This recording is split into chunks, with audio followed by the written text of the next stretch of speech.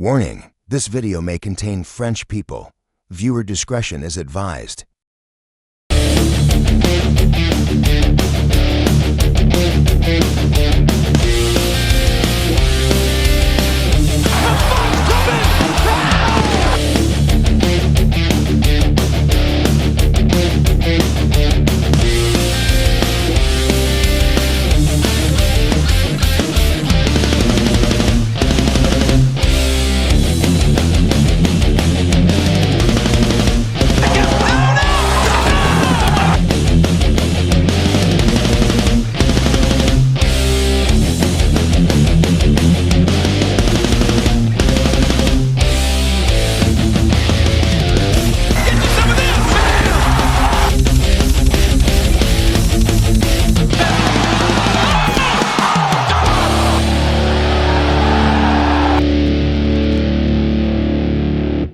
The 2003 Unforgiven was the 6th annual Unforgiven event.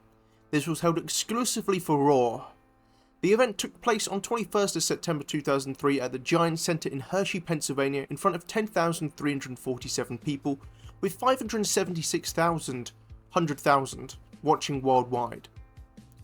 We had a fantastic opening video package which is focused on Goldberg vs Triple H, and it seriously got me hyped for the match. The set is pretty cool, and the centerpiece being the logo on fire, which is such a cool visual.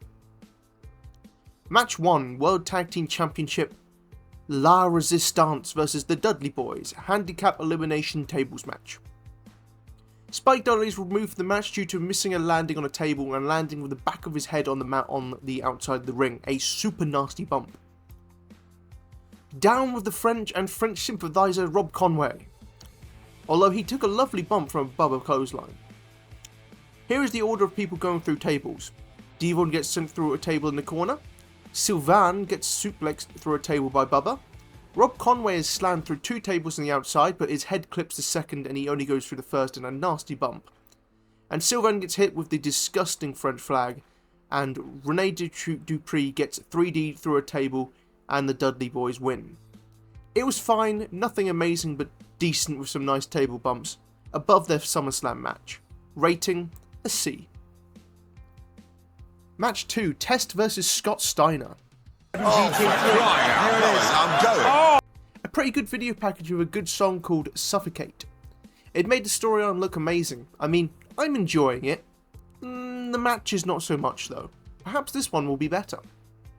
Stacy arrives in a super hot outfit with a teeny tiny denim skirt. She does her sexy entrance and we get an arse shot finally. Just wow, she is incredible. And as a bonus, we get another one. This was very similar to their previous matches, but with less botches.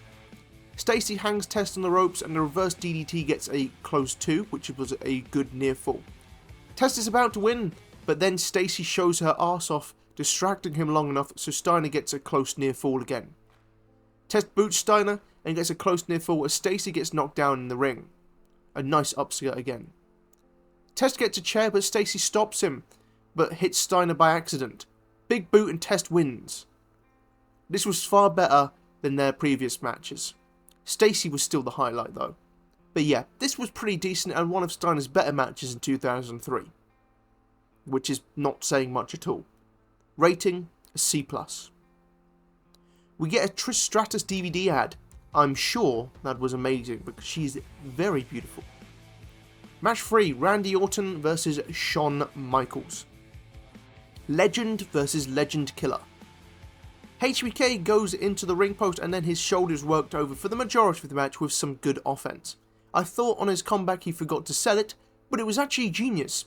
He didn't sell the first part due to adrenaline, and then when he had a rest bite, he went to selling it full on and punching with one arm. Quite smart. Shawn Michaels goes for Sweet Chin Music, but Orton hits a surprise RKO for a 2, but he took a while to cover to protect the move. Little things like that should be done more these days, but wrestlers are impatient and want the instant satisfaction of the kick out. Ooh! A pitch perfect Sweet Chin Music connects and Shawn wins, but Flair puts Orton's foot on the ropes. In the confusion he gives Orton some brass knucks which he uses to beat Shawn Michaels. It wasn't the greatest finish of all time, but the match itself was superb, especially considering the little experience of Orton at the time. Really great performance from Orton and Shawn here. Rating, a B+. Jericho speaks to La Resistance in the training room to moan about Stone Cold as GM. Match 4, Lita and Trish Stratus vs Gail Kim and Molly Holly. Gail Kim looks smoking hot and has a pretty cool theme song. Lita is back from a serious injury, which is great to see. She is hyped to be back. We got a nice poetry in motion spot from Trish and Lita. Both of them do really well in this match. Lita hasn't got any ring rust at all, which is crazy considering how long she was out. Trish does her epic Matrix move, which is always so impressive and cool. Of course, Trish plays the face in Pro and does an awesome athletic move by climbing up the ropes while in a Dragon Sleeper.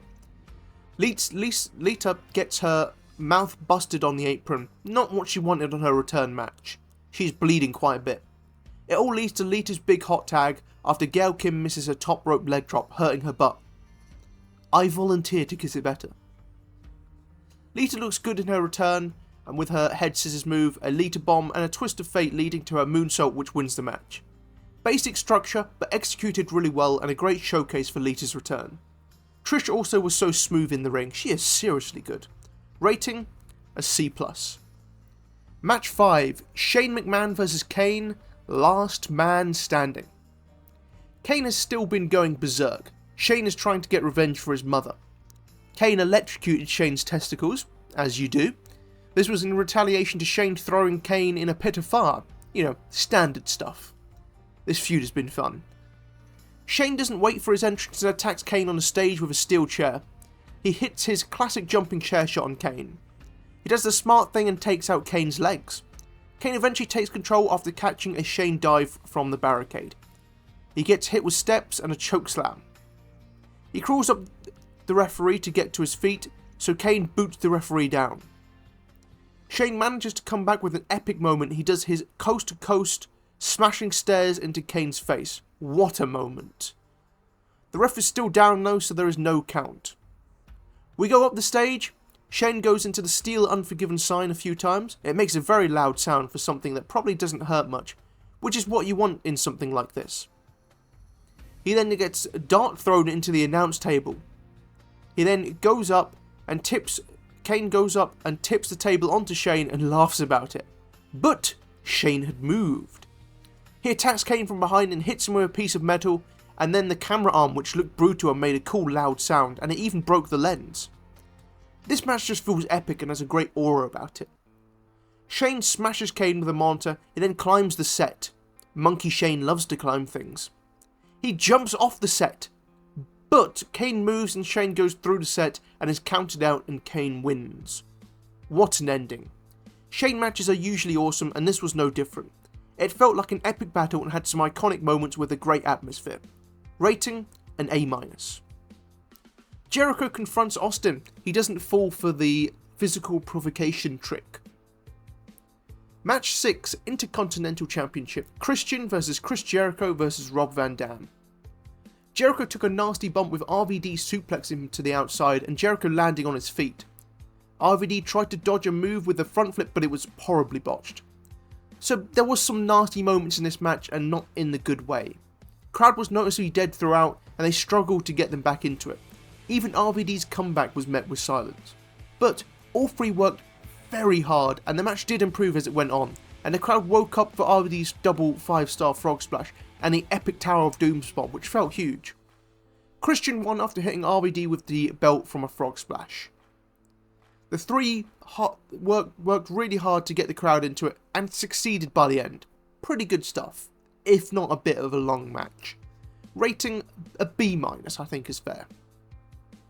Triple H is interviewed about Goldberg. He is confident that Goldberg is just a fairy tale and Triple H is reality. I am reality! Match 7, Jerry Lawler and Jim Ross vs Jonathan Coachman and Al Snow. What?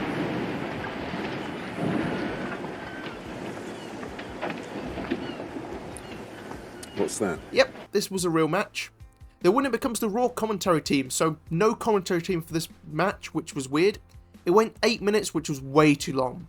Still, the crowd was hot for Jim Ross when he came in the end, but then fell flat when Jericho interfered and cost Ross the match. He did it to get Jim Ross fired and annoy Stone Cold.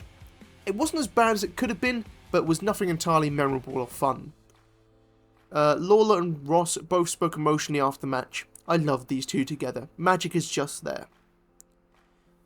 I'll give this rating a D+ for nearly irredeemable, because there was a redeeming moment with Jim Ross getting a huge pop at the end, but overall not a great match at all.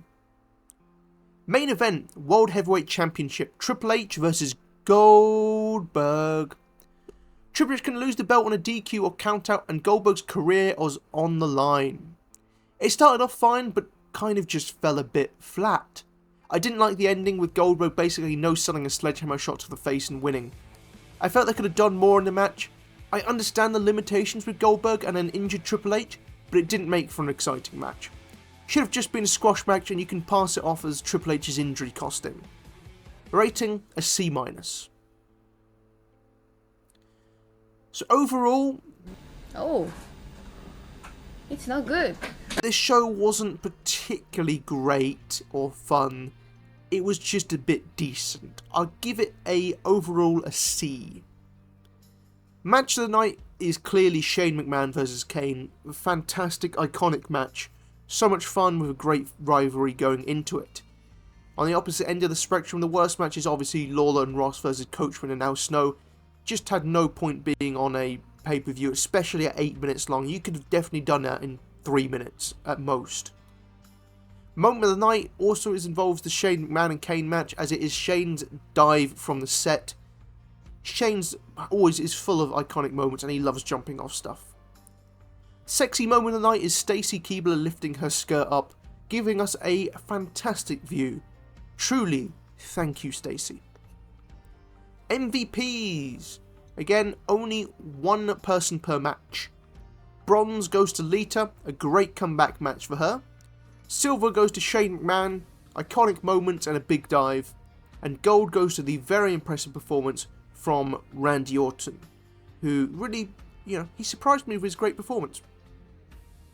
So that's all for this episode, this review. Make sure to like, comment, subscribe, all that. I know none of you will do it, none of you are listening to this, but I'll say it anyways. Peace out, my brothers.